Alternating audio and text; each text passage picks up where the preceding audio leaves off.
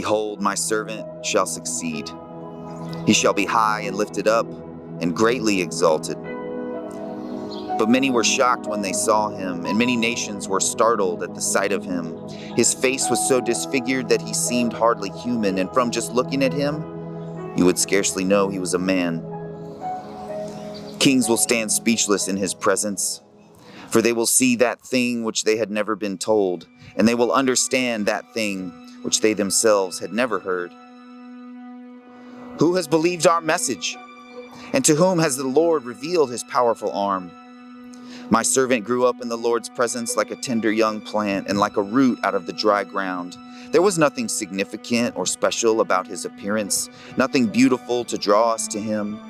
He was despised and rejected, a man of sorrows, well acquainted with deepest grief. We turned our backs on him and chose to look the other way. He was despised and we didn't even care. Yet it was our weaknesses that he carried. It was our pain that weighed him down. But we considered his torment to be from God, a punishment for his own sins. But he was pierced because of our rebellion. He was crushed because of our iniquities. He was beaten and broken so that we could be whole. He was wounded and whipped so that we could be healed. All of us, like sheep, have gone astray. All of us chose to leave God's paths and follow our own way. Yet the Lord placed upon him all of our wrongdoings. He was oppressed and he was afflicted, yet he never said a word. Like a lamb being led to the slaughter and like a sheep that is silent before getting sheared, he did not open his mouth. He was condemned unjustly. He was led away because of oppression and judgment. No one cared that he died without descendants. No one cared that his life was cut short. But he was struck down because of our rebellion. He had done nothing wrong. He never lied or manipulated or misled anyone, but he was buried like a criminal. He was put in a rich man's grave. But it was God's good plan to crush him.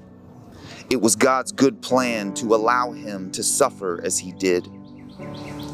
Yet when his life is made an offering for sin, God will cause him to have many descendants. God will give him a long life, and God's good plan will prosper in his hands.